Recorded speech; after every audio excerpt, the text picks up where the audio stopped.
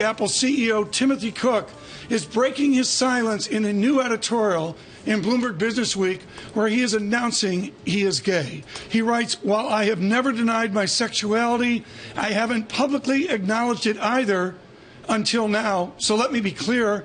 I'm proud to be gay, and I consider being gay among the greatest gifts God has given me." Joining me now from Bloomberg Businessweek, their editor, Josh Tyrangiel. Why now, Josh? He said that it's something he's been thinking about for a while, that it's not precipitated by any event, it's not a reaction to anything.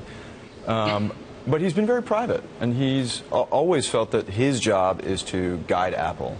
At the same time, the way he told it to me, he walks into his office every day, and there are two photos. One is of Martin Luther King, right. One is of Robert F. Kennedy, and that some days those are an inspiration, and other days they're a challenge. And Martin Luther King's quote sticks with him, which is that life's most persistent and urgent question is, what are you doing for others? And over the years, it's gnawed at him that he is in a position of power and responsibility, a position to influence people.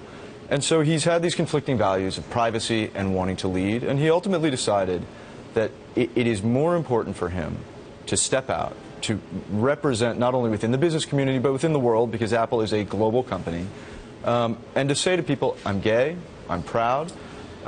So it's an important moment. Within this and within the moment was the moment in Alabama in recent days. How is that a catalyst to this announcement in Bloomberg Businessweek? I don't think it's a catalyst. I think what we've seen in his time as CEO is that Apple has taken a very decisive turn toward standing up for equality, standing up for certain kinds of values, including transparency.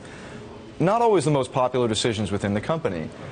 So these values are consistent with the way he's been leading the company. At the same time, this is a big step.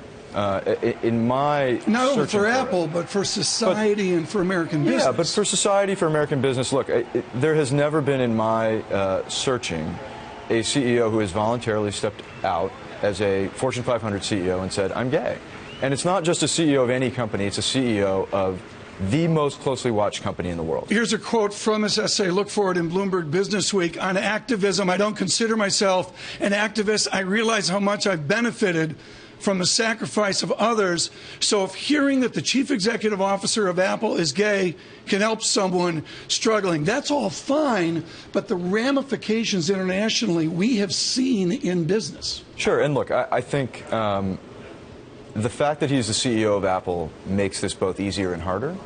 Easier in the sense that Apple is a company that has long valued creativity, innovation, equality. It's been part of their corporate values. And he told me that he spoke to the board, and the board gave him complete and utter support, full support. At the same time, Apple does business in a lot of places. It could be slightly complicated, but I think that, one thing about leading Apple is that desire for their products tends to trump prejudice. But the point of all this is, I think, that it is news today. It is big news. But his hope, and I think all of our hope, is that at some point it doesn't become news at all. But in order, we're at a really interesting moment where, we've got marriage equality legalized in a majority of states. We also have states that can evict you for being gay, that can discriminate you against you in the workplace for being gay. Well, to his comments in Alabama. Yeah, and so I think each step, each person who comes out and drives our progress forward makes those things less likely and less relevant. Within this, I was struck by the brevity of the article. It is sharp and it is pointed. Was there a desire on the part of Mr. Cook to write a longer essay? No, he was very clear on what he wanted, and the backstory on it is pretty simple as well. He called and asked if I could come out, and we had a conversation. And he had something written, and it was crisp and clear, and frankly, I hope he's available for more assignments going forward. He was very easy to work with on this, but he knew what he wanted to say, and at a certain point, there's not that much more that's necessary. Your Sam Grobart did that fabulous article, I'm going to say 2 years ago, on the new Apple. How does this fit in, this announcement today, how does it fit in to the new group leading Apple? I actually don't think it's going to be... It's removed, isn't it? Yeah, I don't think it's going to be very big news within Apple. As he says in the piece, plenty of people at Apple know that he's gay. It's never been a big deal. It's never that no one's ever treated him, or he's never detected being treated any differently. So I think within Apple there are going to be a lot of people who are proud of him, who are happy for him, and who are, by about 9:05 going to get back to Right. the work that they have to do. Another quote from this essay by Tim Cook from Bloomberg Businessweek. I've made Apple my life's work. I continue to spend virtually all of my waking time focused on being the best CEO that I can be. Part of social progress is understanding that a person is not defined only by one's sexuality, race, or gender.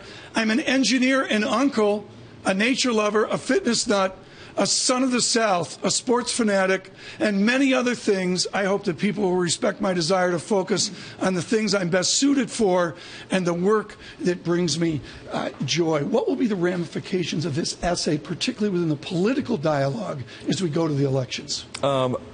My guess is that there'll be a lot of congratulatory phone calls headed to Cupertino today, that a lot of people realize this is leadership. It really is. I mean, we've had a bunch of... Well, I think of John Brown at British Petroleum, what he went through for decades. Yeah, he went through for decades, but ultimately he was sort of forced out of the closet, and nobody wants to be in that position. I think that we're at a place where society is genuinely leaning toward equality. And so it's a door that is already opening and can be pushed on. I think politically he'll be receiving calls from Barack Obama, from the Clintons, and that there are a lot of people who will be rooting for this story to be a positive thing and to go away swiftly, because truly we should all be getting back to work. Josh, thank you so much. Josh Tyrangiel with Bloomberg Businessweek. An essay by Tim Cook, an exclusive for Bloomberg Businessweek. Tim Cook announcing that he is gay.